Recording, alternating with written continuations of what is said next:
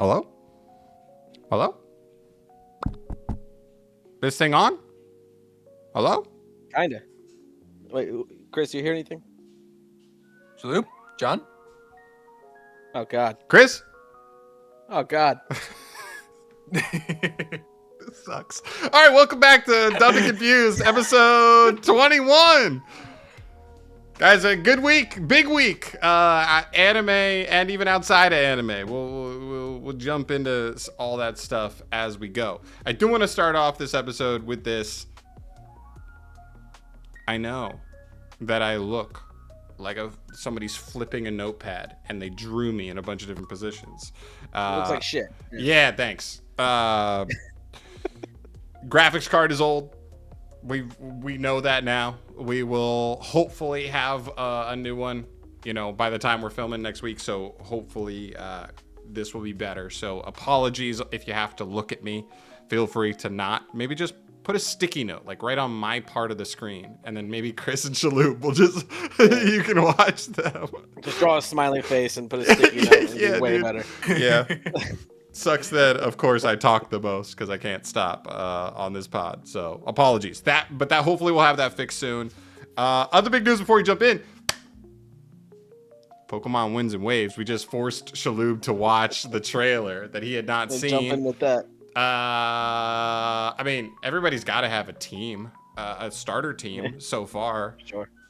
Chris, where you go? Pomban all the way. It's Pomban. See, that's the popular pick. Most people are team Pomban. For sure. He's just so derpy and adorable. I love him. As long as he doesn't go bipedal, we're good. Again, like every fire starter has gone bipedal by the end, by its final evolution. Correct. I'm gonna go Team Brout. I'm definitely Team Brout. I feel like 7 out of 9 generations up to this point, I've been a grass starter guy. So give me Brout. I can't get away from him. He's a little angry bird. Shaloub? Yeah, I'm torn. They're all a lot of fun, but I think I gotta go with the Water Liz. Gekwa? Yeah. He's cool. We talked about this right before this, that it is rare for me to look at the 3 starters from a new generation to be like, honestly, I could fall in love with all 3. Right now it's Team Brout out the gate, but I feel like there are a lot of generations where I'm like, that one sucks. Get that one the hell away from me. I don't even care what it looks like in its final form. I mean, Brout is the weakest for me. Ponbon's certainly the cutest. I mean, everyone knows that. But something about that Water Liz, man. She seems shifty. Yeah. Yeah. Seems like he can get things done. Yeah. No, it's a good spread. It's a good start. Hopefully, we got a while till the games actually come out, but that's just, it's exciting. It's exciting. Hopefully Pokemon turns a corner, because I feel like it's been a little underwhelming for a couple generations. Yeah, hopefully in 4 years from now, when I actually buy a Switch 2, I'll get to play. Yeah, dude. You can play them on secondary consoles. Play them on a fucking ROM hack. I'll play. I'll play the torrented version when the data miners inevitably steal it. Shh, you can't say that. The Japanese will come after you. Game Freak will come after you. Sorry. Yeah. All right. So there's our little disclaimers before we get into this episode of Dubbed and Confused, episode 21. Good week this week, boys. Pretty good week. Some really good stuff. Some okay stuff. We'll get there. Let's start off with the juggernaut of this season, and I feel like we'd all agree has been the juggernaut of this season, Jujutsu Kaisen, episode 55. Ooh. I wrote one descriptive note for this episode, just Higuruma lays down the law, because I thought it fit so well.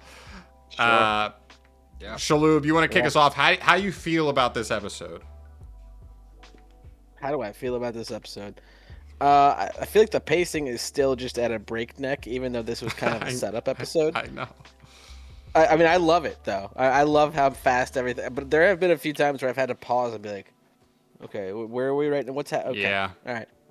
It's like, that's kind of why I like the dub a little bit more, because obviously I'm not a native Japanese speaker. Right. So it is a little bit tougher to follow along with the quick dialogue. But holy cannoli.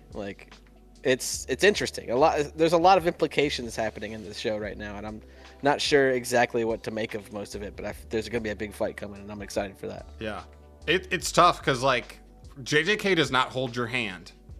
Like, Nope. At the beginning of this season, we got one full episode where Tengen explained, like, everything about the culling games. If that did not happen, everybody on the planet would be lost except for, like, 2% of the JJK watchers. So, like, you know, it is tough, but we're doing our best, and I'm sure they'll do some, if they need to, they'll do something where they take an episode, half an episode, to slow it down, explain everything they need to. But yeah, it is flying. Chris, how you like this episode? Oh, this episode was fantastic for me. I was a little taken aback by how like it started, like just kind of starting off with just getting right into Higuruma. I'm saying that wrong. Higuruma, thank you. I was a little taken aback because, like, I didn't fully process it until I started piecing it together, and I was like, oh shit, okay, this is where we're at. This is like Shaloub said. But man, they really pulled you in on that lawyer scene and everything with him, and it was incredible. I mean, for as slow as it felt, it was so well done. And then just getting to see him and Yuji kind of face off there at the end, I was very excited for. So yeah, it's gonna lead us into some crazy shit next episode, for sure. The first note I took for this whole episode, which was probably like maybe 5 minutes in, because like the whole first 5 minutes is basically giving us backstory on Higuruma, where he's like this freelance lawyer who only takes like lost cause cases that most likely he won't be able to defend successfully. And like my first note was like, this guy could be the main character of his own show. Like, Higuruma could have been the main character of a different show, and I'd be like, this dude rocks. Like, I'd root for this guy. This guy rocks. He's really cool. For sure. I thought they did a good job with like limited time, because like the first 5 or so minutes is his whole backstory, and like already they give you a good grasp of like what he's all about mainly. Even if it does feel really fast and that we could use more, but they're, they only have so many episodes to fit all this stuff in at this point. But this episode is beautifully animated. I love the backstory. It's even emotional. Like I know we were talking before the pod about like how JJK just be making memes, but like some of these memes like really are like emotional. Like when he covers his face and is like takes a sigh of relief, but then it goes from a quick sigh of relief to a retrial's coming. We know it is. Like that stuff hit me, so I felt like it hit me really good. No complaints there. But yeah, I don't know, man. There's so much. I have so many small notes on this episode, but like I thought it was great. And then leading up to all the stuff where like Yuji and Fushiguro are kind of going their separate ways, and Yuji's the one that ends up going to Higuruma. Next episode is gonna be sick. Oh yeah. Yeah. I have plenty of small questions about what's happening. The first one for me was like during that pivotal hammer scene, the gavel scene. Yeah. How much time has skipped since then? What the hell happened after? Did he just kill everyone in that room? Like, not everyone. What happened? Not everyone, but so I literally did watch. I follow a guy on social media who like kind of goes into the nitty gritty of JJK. He said his assistant and his like partner, because you see in this episode like his assistant goes to ask his partner at the cafe or whatever. They actually show up later, so they're fine because she's in that room. His assistant is in that room when he does the gavel scene. Yep. Right. We will never know what happened to the guy who was being on trial, who was put on trial, that he was defending. They got the life sentence. Everybody else though, and there's actually a quick scene in the opening of this season's opening. If you were to like pause it, it literally shows like heads bashed in a courtroom. No shit. So basically, aside from the people we know were good already, you can almost like ensue that like he bashed him, And I guess we'll find out how next episode when we actually see his domain expansion in With action. the gavel. Yeah, We just got the hammering. could have been. Dude, starting out that fight with domain expansion too, by the way, is just crazy. Crazy.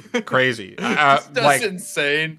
because like you also have to keep in mind this was a normal dudes. This is one of our first I guess not our first, but like one of the early iterations of somebody who's actually powerful in the culling games that is not a sorcerer from beforehand. Right? We saw what's his face at the end of last episode, who's we already know, or I'm sorry, last episode 2 weeks ago, that we already know is strong because he's a sorcerer who's like 400 years old. We know that Yuta's strong as hell. This is a guy who literally was awakened like 3 days ago, and he awakened with a domain expansion. Right. Like, when the hell is Yuji gonna get his domain expansion? You know? It's gonna come because I've already seen. I haven't listened to full conversations, but I've heard people say like Yuji power scaling is crazy, especially with the follow-up series that has been coming out like currently. So. Oh shit. Yeah, there's a follow-up to JJK called Modulo that apparently Yuji power scales like higher than Gojo then. But I don't know how. I just know like people have been like, it's a conversation. Could Yuji be Gojo? Like That's exciting. in the future. But it's crazy. He gets crazy apparently. But yeah, there's a ton of fun stuff here. Like they show a little bit of Yuji backstory too, because of the kid who is like currently walking Yuji to Higuruma. Like his viewpoint of him, and I was kind of shocked. Like this is like very like I respect them holding this back, but like showing Yuji like saving a kid from bullies in high school, that's the kind of shit you see in like literally episode 1. Let's establish that our main character is like a goody and he's gonna stand up for the kid getting bullied. They literally saved this for episode 55. We've never seen Yuji really do. All we've seen is Yuji just kind of, before he was a jiu-jitsu sorcerer, he kind of did his own thing, just kind of happy-go-lucky, just going through life. You know, when his grandpa died, that became like his whole creed. Was like, oh, I'm stronger than everyone, so I should help people. All right. Yeah, you got it, Grandpa. I'm surprised they held that to their chest so long that they never gave us like here's the actual backstory. Like I would have thought that when his grandpa died, they would have shown a flashback of like him doing stuff like this, like doing this, you know, but they never did until now, which is, I respect them holding it so long. Big time. What the fuck's up with Reggie? Who the fuck is Reggie? What's going on with Reggie, guys? Sticky Note Man? Is that what he was? What are those things? Apparently they're receipts, and they have something to do with his ability. Also, Reggie apparently is a sorcerer from before the culling games.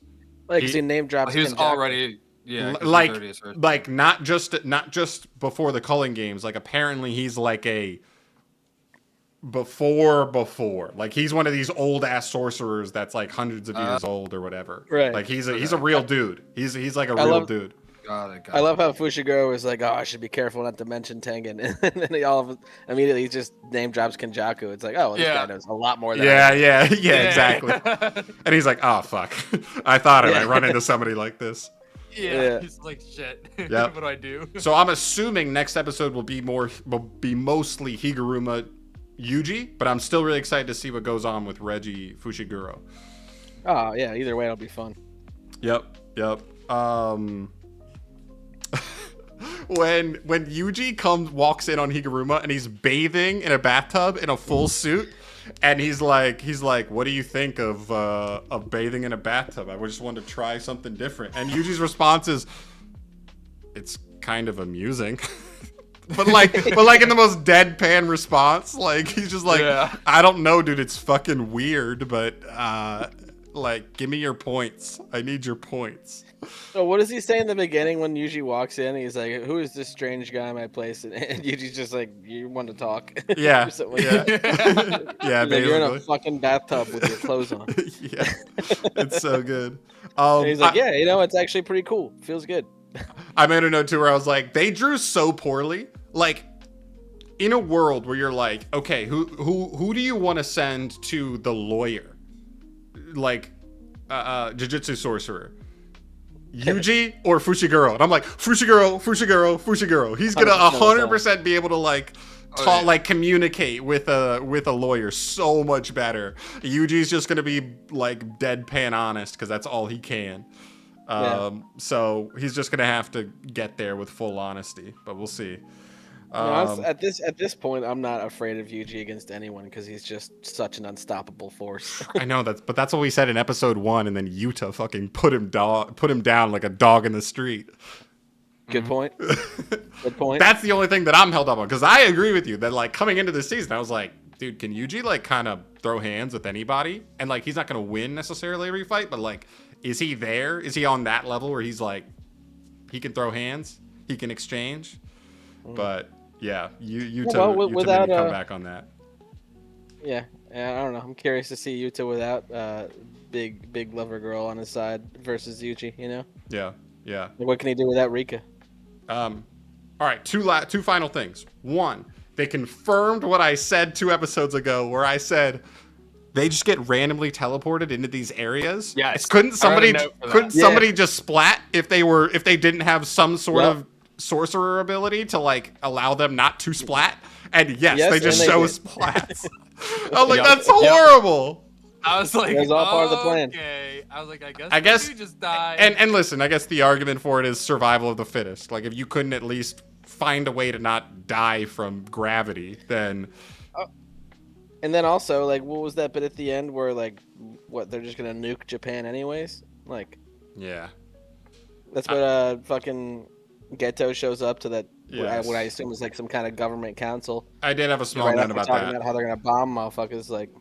Yes, I don't fully know what's. To just die anyways. Yeah, I don't know fully what's going on there yet, but I don't know. Maybe that's a safety plan, like a backup plan, if somebody does find a way to cancel the culling games.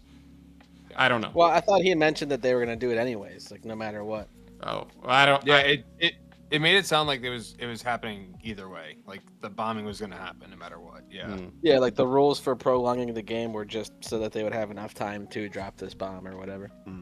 Okay. Yeah. Honestly, they threw it in. It's like literally the last scene before the like during the cutscenes. Yeah. Yeah. So I'm like, I'm kind of lost. We'll see what happens with that. The last thing I'll say, I think it's such a cool writing point that even though Higuruma is a very sympathetic character with like who he is and being that kind of lawyer who wants to help out the small man, not the big corporation, it's interesting that he is in this place of like kind of the villain right now. For Yuji at least, but the whole point is it ties into his character so well because his whole point is these games have rules and you have to follow the rules. And I like that because my whole time fighting against these impossible rules where I could not get people who were innocent proven innocent because the system was fucked. He's like, this system works. I just like being in a system that works. Yeah.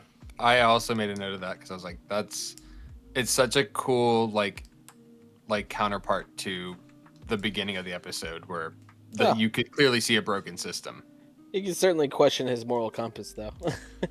Yeah, true. The fact that he has 100 points means he has killed 20 he killed 100 people. So, sure. Or 20 sorcerers. Yeah. Sure. It doesn't fully exonerate him, but I think that's what makes him like a cool, maybe a well-written character. You know what I mean? The most well-written characters are the ones that blur the lines. Not like, you know what I mean? It's so easy to write a fucking, you know what I mean? To write a Monkey D. Luffy who is just, his whole thing is he's always been good. He's always going to fight for the little man, whatever. You know what I mean? Yeah. It's hard to write these characters that blur the lines. You understand how you could like them, but you also are like, but you also killed 20 people. Right. And it also begs the question, like, was his moral compass always askew, or was it the power that got to his head that did everything? You know, once he got his totally fair powers awakened. Totally fair that he was the one who didn't have the power when he was a normal human, and now that he's the one who became a sorcerer with a domain expansion off rip, maybe now he's like, I'm the judge now. I'm the one who makes the final ruling. Yeah, totally the first one ever to get power and say, I'm going to kill all the bad guys. Right. Now we'll see fully where he is on that spectrum, because there's totally multiple ways it can go, but I like him so far. He's a really cool character. I gave this episode a 9.4. I thought this episode was awesome. I really did. Even though it was more of a setup episode, I still felt like the backstory I loved, setting up for his fight, kind of setting up for Fushiguro versus Reggie, like all that stuff I thought was electric. Yep. I give this one a 9 flat. Strong 9 over here. Strong 9. Strong 9. Love that. It's a swole Love 9. that for us. All right. Yeah. Next episode. We spent plenty of time on that one, but I had a ton of notes for JJK, so I kind of knew we were going to spend more time on JJK. It was such a good week. Good. We also didn't have a week last week, yeah. Right, right. All right. So next up is Frieren, episode 34. This is the Demon Slaying Request episode, or at least episode 1, where we're kind of kicking off this miniature arc. Frieren likes to do these mini arcs. They don't do these 20-plus episode arcs like a lot of other anime do. They do these short 5 kind of episode arcs, but this is the first episode. It kicks off absolutely electric with just a whole town getting decimated by demons, a horde of demons. And then we kind of pick up, and it slows down from there, but I think it does a good job of kind of setting up some pretty exciting stuff. Chris, where do you land on Frieren 34? I mean, you guys know me. I love Frieren. I thought that it was really interesting with seeing Ganao. How do you pronounce it? Ganao, right? Like, that's how you pronounce his name? Ganao. I guess I would say Ganao. Yeah, I think that's the way it's okay. spelled. It was really interesting just kind of seeing him more so, because we barely see him. Forgot about him in the first season. Yeah, like you barely. I think I remember him in like one episode maybe from the first season, so I did recognize him. Yeah. But I was like, whoa, that's cool. Like to see him now, all like out here all of a sudden, and then seeing the town and seeing his interactions. Really interesting guy, in my opinion. Like lack of emotions, but like super powerful, super stoic. And then seeing kind of them determining how the remaining demon attacked everybody and like what went on, I thought was really cool. So overall, really solid episode for me. Jalub? I agree. I mean, before we started the pod, I said that I've been singing the wrong tune on Frieren this whole time, and yeah, I have been. This episode was fantastic. I was starting to wonder if this show could even be dark anymore, and now we're starting to get that. It's like, okay, cool. Stakes. That's what I've been asking for. Like, yeah, shit's happening now. I feel like we're getting some motion on the plot. Like, this is cool. Yeah. And then I went and rewatched a couple episodes beforehand, just so I could let it sink in. And yeah, the show's just been great. I've just been a hater the whole time, so it's great. I mean, but it took something like this episode to make me appreciate how great the other ones were. Dude, he's turned a new leaf. Here we go, dude. Listen, I'm just willing to admit when I'm wrong. All right. It's a good quality about you. Yeah, well, among many. Yeah. But yeah, it was fun. You know what I thought was kind of hit me weird?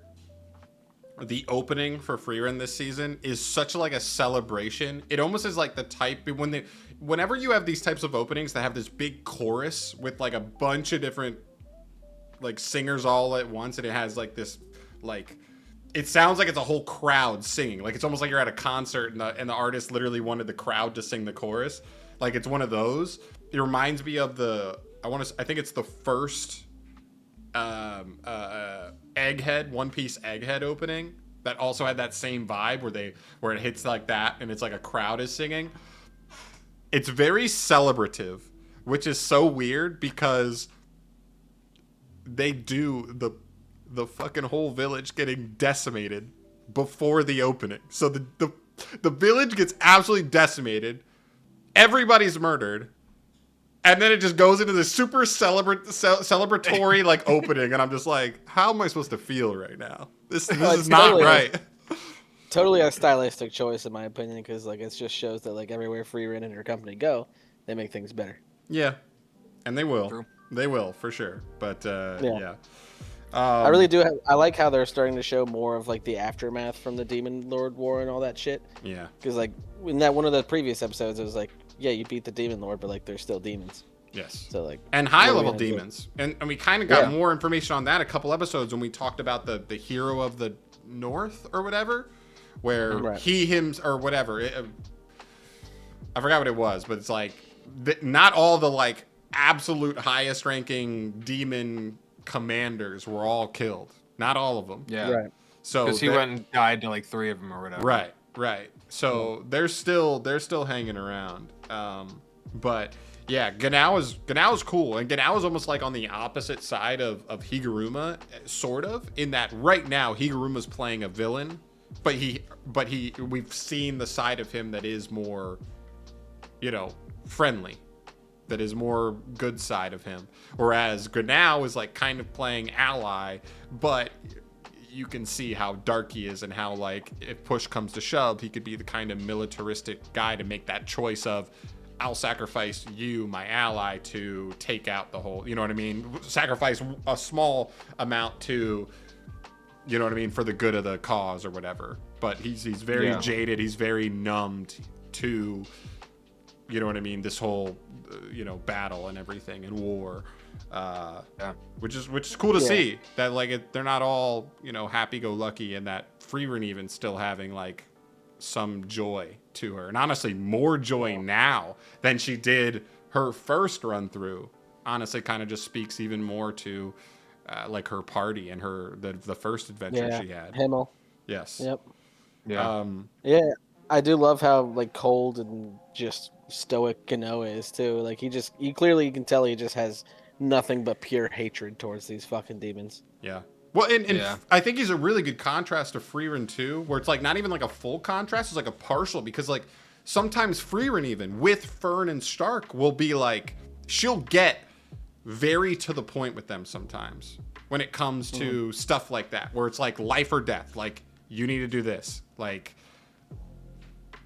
but then it still comes back, and she's been, I don't know, like I don't know what it is, but her adventures have softened her at least to be more sympathetic to them. Whereas this guy has none of that.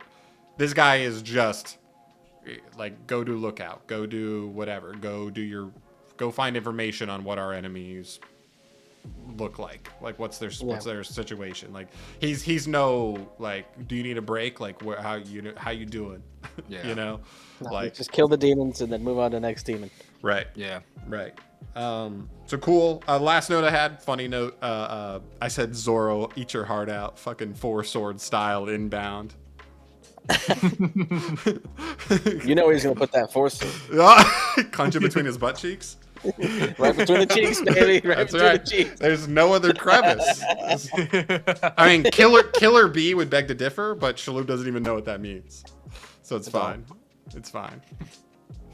I gave this episode an 8.6.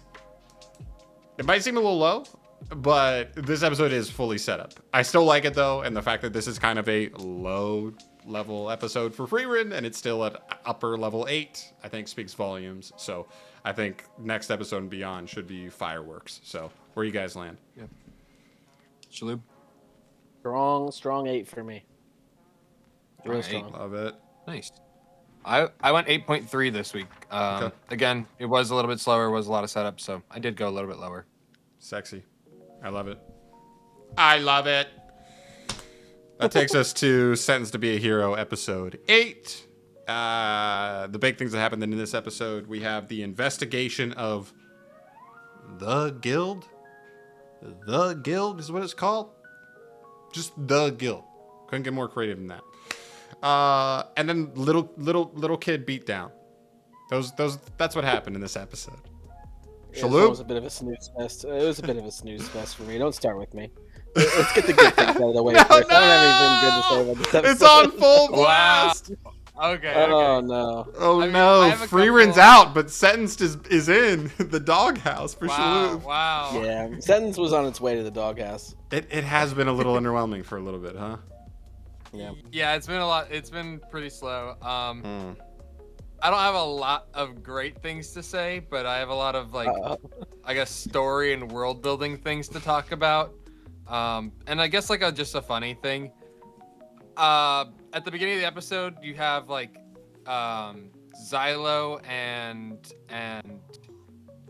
Jace and Dota talking at the table.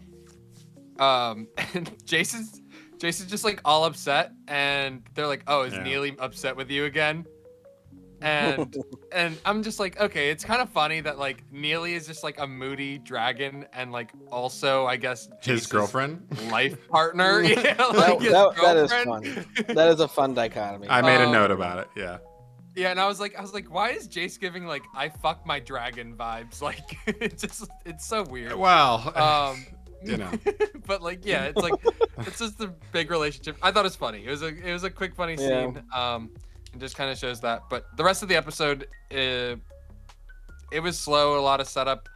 There's a lot of like learning about the intricacies of the world, like the big conspiracy of the world that feels very Illuminati-esque.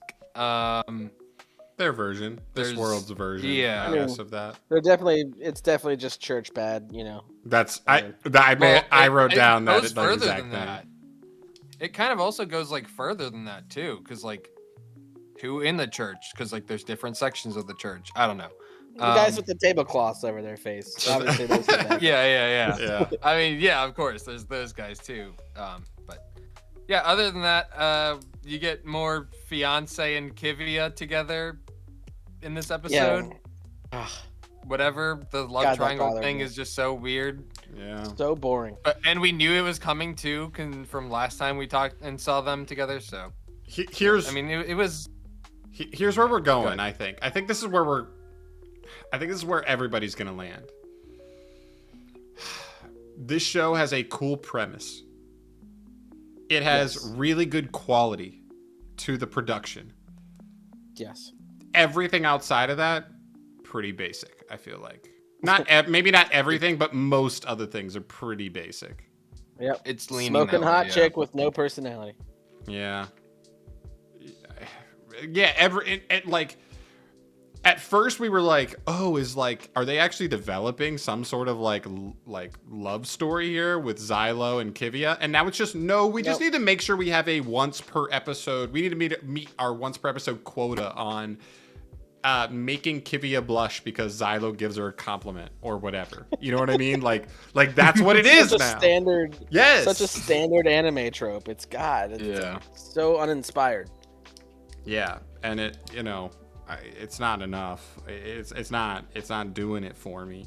But I wrote like, give us more Kivia development. We got some Dota development, in which at this point is not super interesting because now we've just defaulted to let's introduce a new hero. And I know Doto's not new, but like he kind of appeared in the first episode and then we haven't really seen him much since then.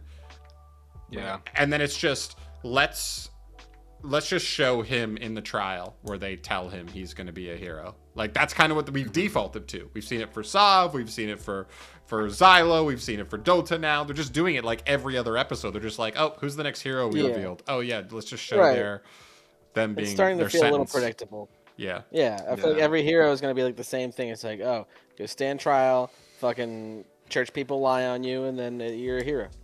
Now, I think the one cooler thing about this episode was this faction of the guild or whatever run by this guy where it's just a bunch of fucking child mercenaries that they just sent. That was the one part I did like.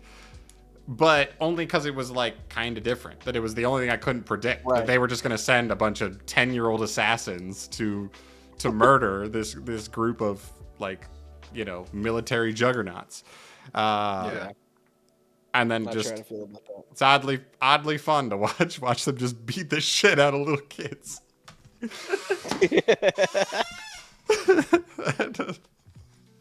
It's oddly satisfying because maybe it was satisfying from the sense that like I was like, oh, but like these are the good guys. The good guys are getting attacked by kids, so like they're gonna disarm them and they're gonna like. You know what I mean? Like put them in a headlock or whatever. It's like, no, we're just going to absolutely clobber them, knock them unconscious. Yeah. Like it's like no mercy. Sunny. I don't know if I showed you the episode of Sunny where they get bullied by a bunch of kids and they end up just whooping their asses. It's so funny. It's like we're gonna do what we should have done in the first place. Like Go whoop their ass. like We're bigger than you. like Step Brothers when they're trying to make Will Ferrell eat poop, except if Will Ferrell just realized he's like Exactly. bigger than all of them combined and just stood up and beat the shit out of all of them. Just show up in a helicopter and fucking, or they leave in a helicopter. Yeah, So exactly, exactly. Oh god. Yeah, I gave this episode an 8 too. Really? Yeah, I still thought there was stuff here. It's hard. The quality's so good for this show. Like it looks so good always. Animation quality is phenomenal. Dude, but, that crystal Gatling gun was so cool. That is cool. That's That was a really cool like kind of Yeah. nuance this episode where they are kind of showing like forgot about that. tactical side of some of the combat, but Yeah. still wasn't enough to I get it was up just bored. higher than that. Felt so bored throughout most of that episode. For me, it was just about as 7 as a 7 can get. Yeah, yeah. I don't blame I you. went 8.1 for this one. Yes, yes. That's where we land for Sentenced to be a Hero. Low 8s, maybe even low 7. That takes us to another piece of hot fire. What the fire? Oshinoko 31. Interesting episode. This episode. So I was totally wrong about my assessment of the last episode. Yeah, you were. turns out it was just Aqua, fucking Yeah. stalking his bitch. Oh yeah. Oh yeah. He was the weird man in the trench coat. Yep. I was like, what? Well, he does look like his Man. daddy, Mm. so it's hard to tell, you know. Yeesh. All right. This episode. What does this episode entail? It entails the group handling Kana's scandal. We'll call it. It's not really a scandal. It's just the appearance of a scandal. They start downplaying it so much in this Yes. episode. They're like, yeah, we're not popular enough for them to be running something like this. Yeah, I was like, what? And I guess they were just trying to drive home like that, like if you were in that situation and you were an entertainer, you might feel like your life is over. You know what I mean? Like, oh my God, this is gonna end my career. Am I about to get blackballed out of all, entertainment, period? And then somebody just has to, somebody who knows the industry better than you, a veteran, has to be like, you're okay. This might be annoying, but it's not gonna be the death nail in your career. Whatever. I's twins go public. Aqua and Ruby are revealed to the entire public that they are the children of I, which is crazy work. Well, I'm wondering if Ruby was aware of that. Like, it seemed like she was pretty She shocked wasn't. at the news. I didn't wasn't think aware. so, which is crazy because Aqua went outside on the balcony to talk to Ruby, and I thought when I look back on it that was when he like mentioned it as like, Older. you Yeah. cool with this? Because this will help Kana. Yeah. But this is what we'll have to sacrifice to do that. Yeah, and I thought that it was going to be her plan the whole time, just based on how they went from telling her that there's only one thing they can do to distract people, and then immediately going to Aqua revealing it. Yeah. Yeah, that's what I thought too. Maybe Turns out she's just Aqua, feigning surprise. Who knows? I think I don't that know if you've Aqua read just ahead. didn't She was tell by her. herself. She was by herself. I- That's the weird part. She wasn't like with people. She was by herself. Like, you know what I mean? Yeah, I that's thought what she makes was me in the think that office Aqua didn't with- tell her. The chick. No, No, that was the foreshadowing afterwards, where they were like, where after she sees the scene, she gets shocked. Then they showed that scene where the Strawberry Productions manager is now like, oh, this is, you have to distract them with some other piece of Yeah. news. Like that's Okay. the only other. Or maybe that expression on her face was more of like just her like analyzing the possibilities now, and like maybe even being shocked at how many people actually care about this. Like, Could be. there's a lot of ways to look at it. There's a couple be. ways. My read on it would be that Aqua didn't run it by her, That's what it seems Which the most sucks. obvious. Yeah. which honestly But they've- sucks because we've been Well, they've- Aqua defenders, but like that's Yeah. pretty shitty. Like that Yeah. affects Tough your to life. defend Aqua after this episode. Yeah. In general. It is really tough. Yeah. The stalking of that was Yep, no and good. that's the last thing last big thing that happened in this episode was Aqua had bugged Akane the whole time. So, and she finds out in this episode, and they Break up. break up. I think I'm almost positive they broke up. seems Yeah, like 'cause they he just did. says that like it's the last thing he's gonna say to her, and then walks off. Yeah. And Yeah, it's like, yeah. They wanted to make it So seem what- more badass or hit the moment hit harder without saying officially like. That leads me to believe that he means it in more of like a I'm gonna be going away for a long time now because I'm about to just go kill my dad. I don't know, but he's too smart for that. So it would be really bad writing if that were the case. I think it's mainly like he used Akane for a lot of this, but like now he's like, I hope this wouldn't happen, but like, yeah, she is just getting too involved, and as much as I want to kill this guy, I don't want this innocent girl to be involved. I mean, for Christ's sake, she brought a fucking knife with her. Like, no, I was just self-defense knife. She got too involved. Self-defense. Yeah. Yeah, I'm with you.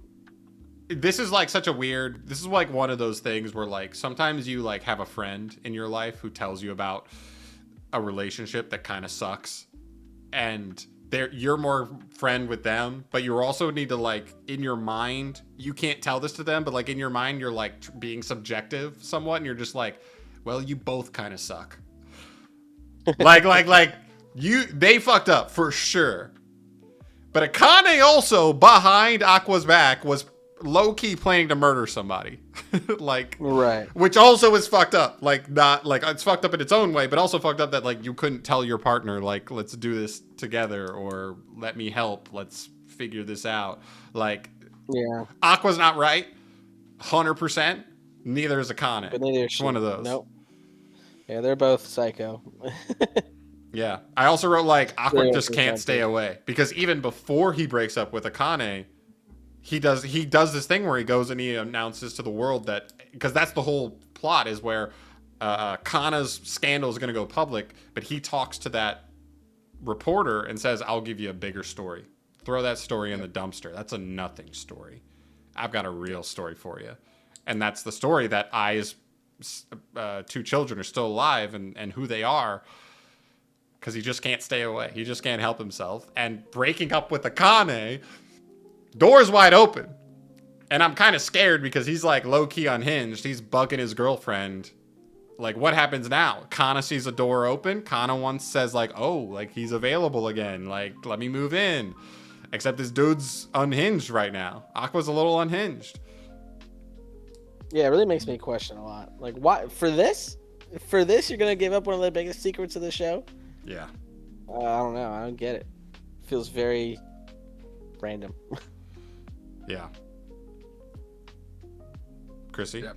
Overall, I mean, no, you guys hit everything I was gonna say. I love the dark undertones of this one a lot.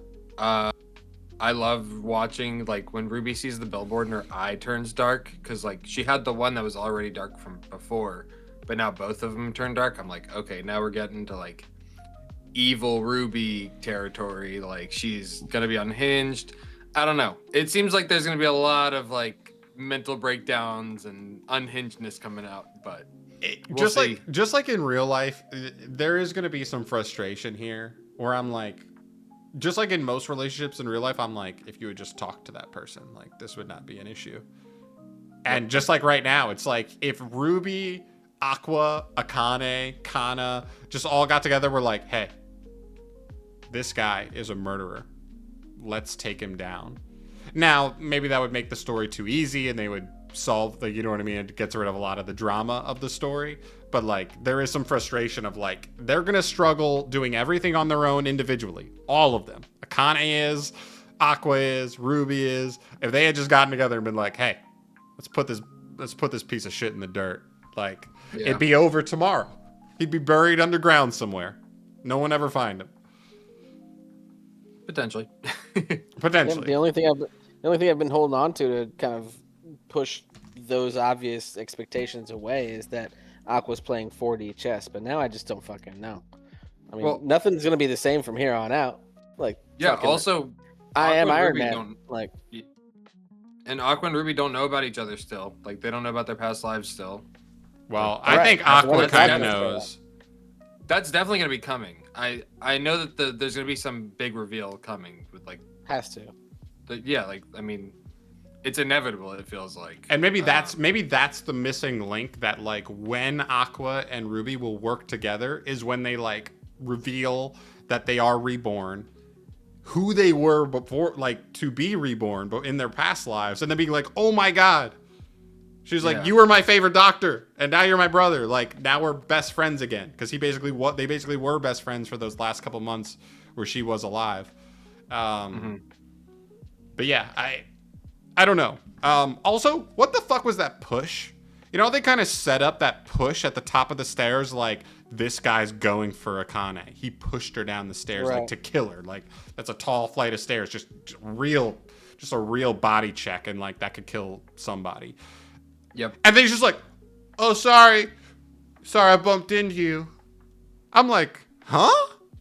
I'm a little confused by that. The way they drew it, it didn't even look like he really pushed her. Like if you rewind it, like it looks more like he's like reaching towards her from the get-go. Yeah. Yeah. And she's just falling backwards. But then are we just using cheap tricks to like animate it in a way where it feels like this villain is coming after her, and then it's almost like a jump scare in horror movies. Like, you know what I mean? Yeah. Where it's like it's just a false nothing. It's a nothing. Throw it away. I'm sure. like, don't give me throwaway. Yeah. I don't want throwaway. That whole sequence was negative points for me. If a guy did Aqua show up, like if something happened and a guy pushed her off a ledge and then Aqua caught her and the guy just ran away, then I'd be like, oh shit, somebody just tried to murder Akane. Whoa. Yeah. And they couldn't chase him because like whatever, like Aqua just caught her and needs to make sure she's okay first. Whatever, I can't chase him right now. That was like fucking Days of Our Lives moment, right? Yeah, there. now it's just so like Aqua. Oh, this was a nothing. Yeah. I can't take like yeah, it's weird, but it was a setup to drop the bomb of him stalking her. That's yes, I think so. That's really what it was. All in all, I don't love the cheap trick. All in all, I did really like this episode. I gave it a 9.2. Yeah. Whoa. Oh wow. Yeah, that's right. High with the scores this week. Whoa. What do you mean? I have a good rating. 9's high. Whoa, hold on. Wait till you hear mine. Wait till you hear mine. Oh boy. One thing I want to mention beforehand, on the flip phone or on their phone, they're showing like the top trending for who's trending. Number 1 was number 2 was B Komachi, number 3 was Chainsaw San. Nice. Yeah. Woo! That's awesome. What a dub. Yeah, love it. Great dub. 9.3 for this episode. You think they were animating that episode when Chainsaw Man movie came out, the Reze arc? That's what I'm thinking, maybe. But they just decided to add it in as like a little nugget. Yeah, I love the shout out to that. So yeah, it's cool. Chris, what's your score? He gave it 9.3. Oh, 9.3. It's. I mean, like, look, I'm a strong 8, but I feel like going 9 is just a little too much. Okay, that's fair. Hey, agree to disagree. All right. We are moving now to Trigun Stargaze episode 8. This largely has been kind of an underwhelming series for us. Trigun Sleep Days is more like it. We may have fucked up. We should have watched Fate Strange Fake instead of Trigun. I mean, Trigun should have been better, honestly. I blame Trigun more than us. That's also fair. I kind of agree with that. Yeah. Okay, this episode. Listen, this episode isn't nothing. Okay? This episode has Livio versus Wolfwood. Another wandering soul reclaimed by the good guys. Because that's what the last, 5 episodes have been. Is just actually this whole season. You mean Razlo versus Wolfwood? Razlo is sent to the Nethers by Livio, and Livio's back in charge. I hated Razlo so much. Fuck. Yeah, really. He was the worst character ever. Yeah. And Wolfwood dies. Psych. He's fine because this show doesn't play for stakes. So, yeah. How you boys feel about this one, huh? Shalubis? Shalubi? I mean, Shalubi dooby doo? I don't know. This episode felt like when you're like a kid and you go bowling and you have those rails up on the side. No, I don't use rails. Well, you must have had a horrible childhood. I had a lot of gutter balls. It felt like this episode felt like it was trying to throw a gutter ball and it managed to knock over 1 or 2 pins. I don't know. The animation's fun. The fight sequence is kind of fun, I guess. The fight scene was fun, I thought. There was some fun You stuff. just know what's gonna happen. You know it's gonna happen the whole time. Yeah. Yeah, 'Cause there's never any stakes in the show, as you said. Like the plot armor galore. What are you gonna do? Yeah, I agree. I mean, like there was a ton of fun, beautiful looking fights, and for the most part, that's what this episode was. Like there was a couple things going on. You learn some backstory. You see a little bit of like the old orphanage and things like that. So, but again, I took it for what it was. It was just a big fight. And I thought it was overall done well for a fight. Hello, Yeah, Julian go ahead, Pigeon. go ahead. Don't stop on my This account. episode makes me want to drink. I don't know. If ever there was an episode this week, this would be the second episode to make you want to drink. You know where we're going. Oh, yeah. Well, hence why I'm Oh, getting up yeah. now to prepare a new drink. Yes. Okay. I know it's coming. Yeah, I'm with you.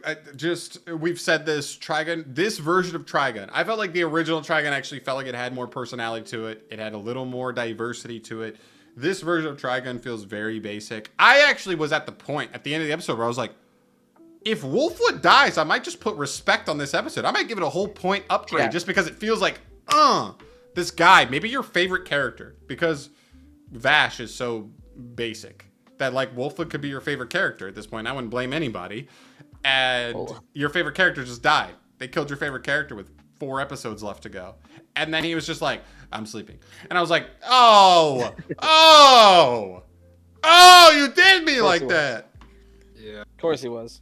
So, the fight is fun, though. I will say I do like the part where Wolfwood kind of gets up after being kind of fucked up. The guy tries to get him, and Wolfwood bites him in is it his leg, his arm? Yeah.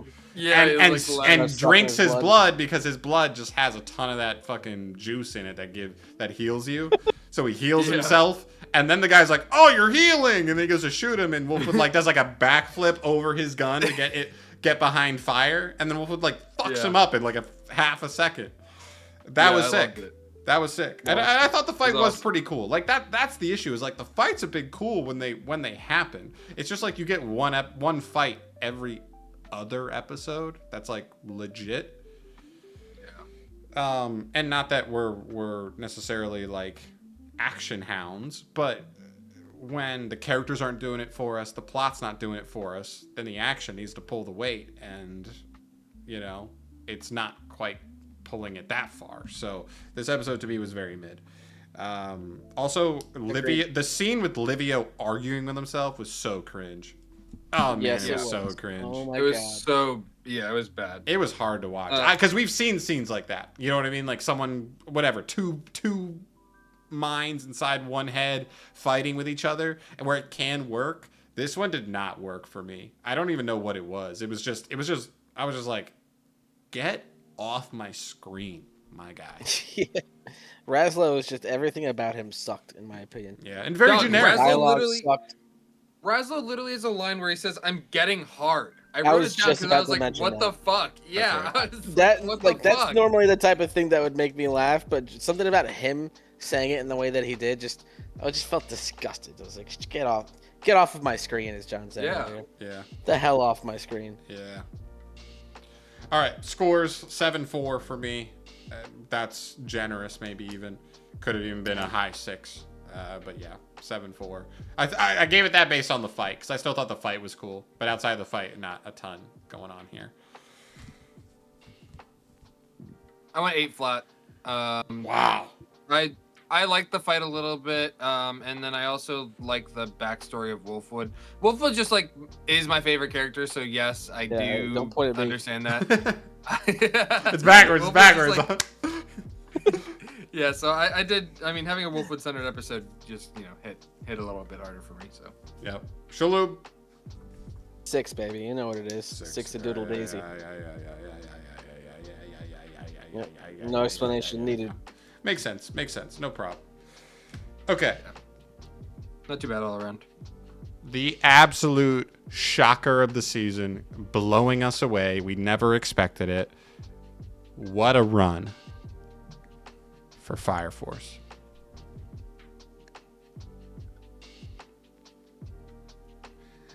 Here's what I never happens. hated the show this much. Here's what happens in this episode. And you know what? And I actually think that's fair because normally if you're not enjoying a show, you stop watching it. Unfortunately, all three of us had already watched 65 episodes of Fire Force. So we're like, what's 6 more? Let's finish the last season. And man. Okay, what happens in this episode? The world builder doppelgangers appear, I guess.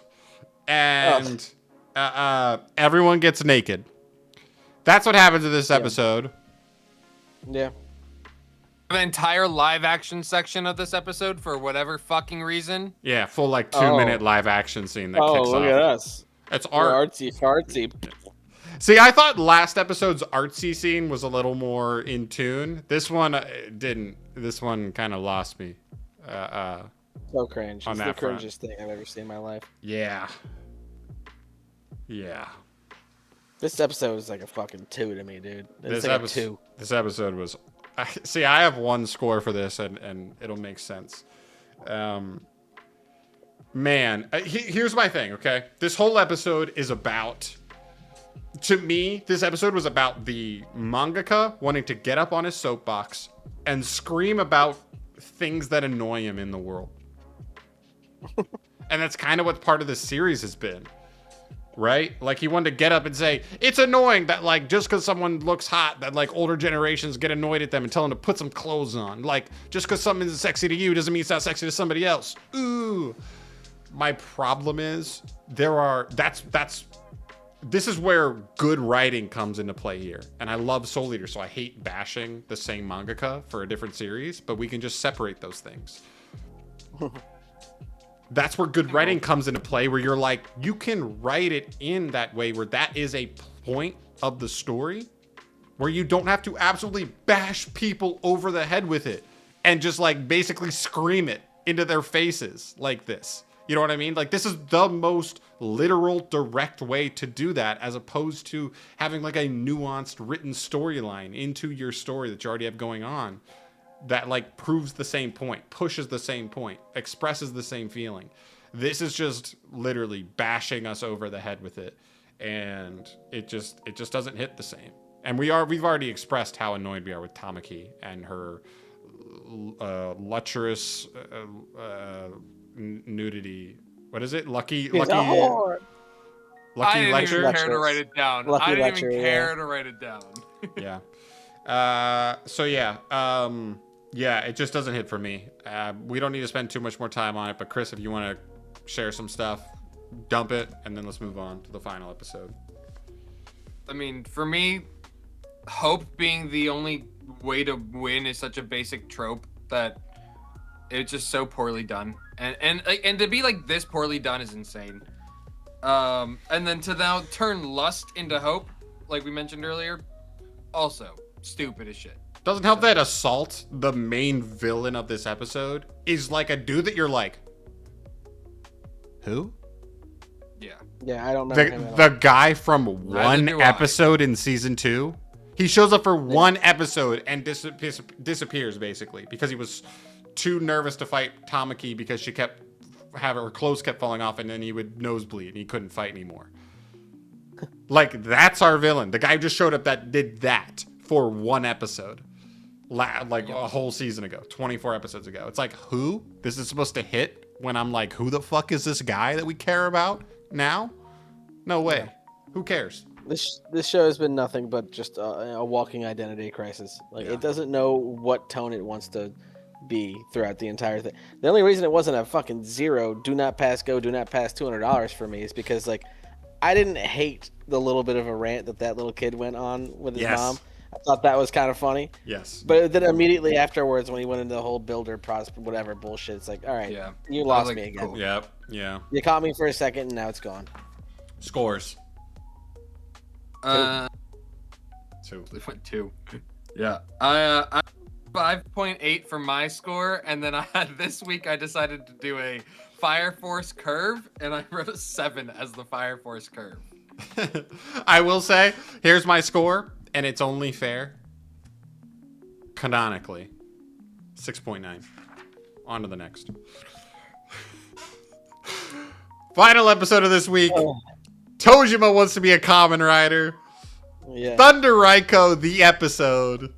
We get her full background. On top of that, we get a little Thunder Raiko Nakao love action going on. Start the shipping, boys. Start the shipping. Too bad he's an old bitch. Stop. That's not okay.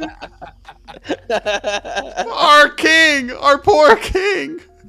That's not fair. That's fucked up. She's being ageist. Kind of hate her now. Facts. You hate her?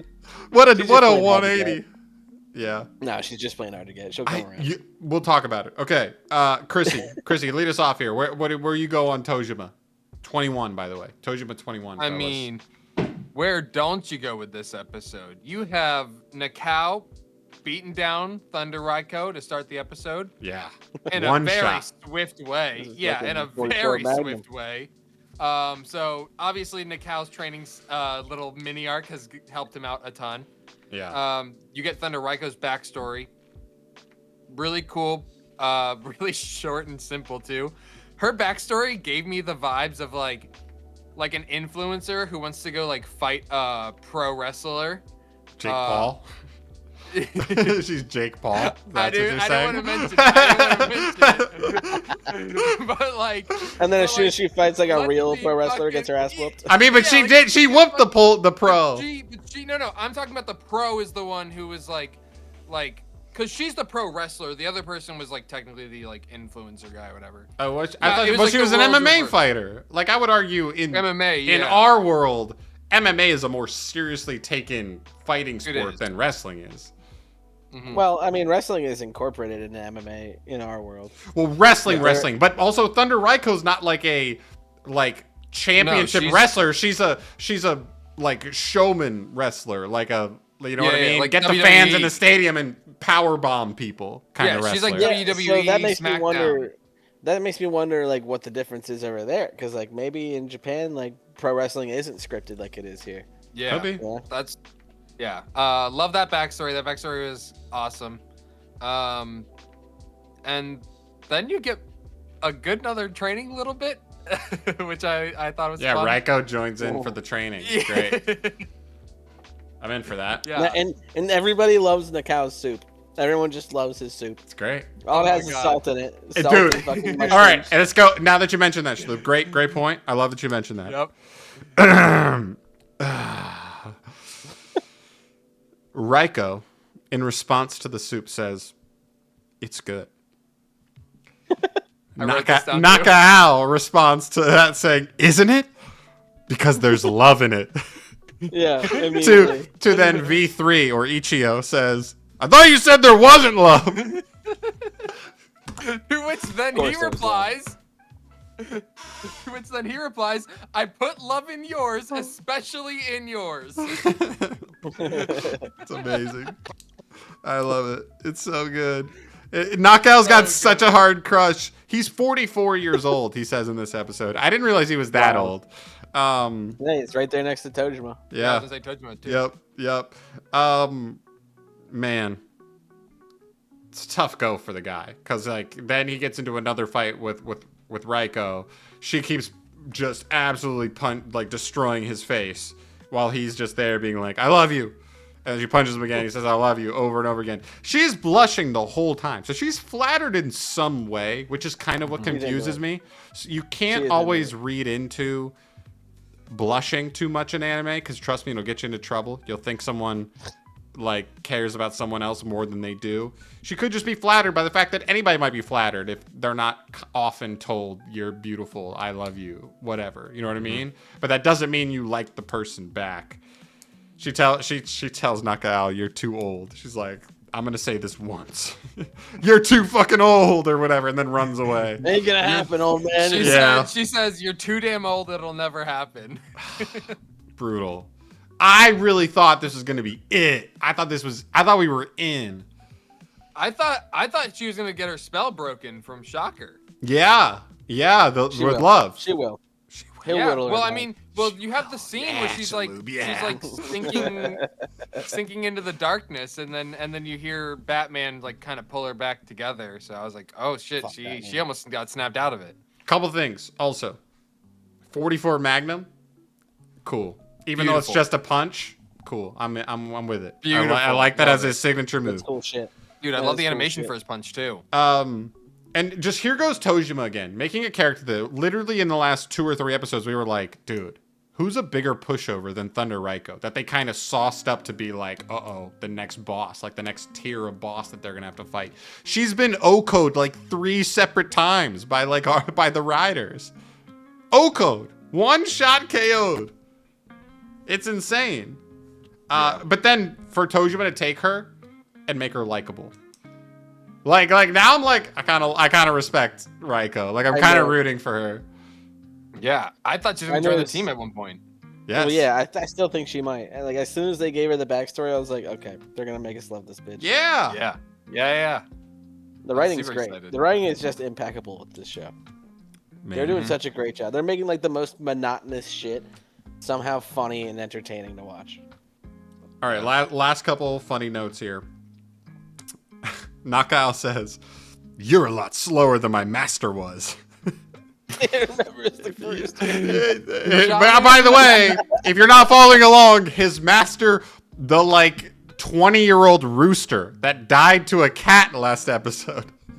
That used to be a chicken fighting rooster. Cat was hunting him. The cat was hunting him. That's for a who he while. was talking about. Like, amazing.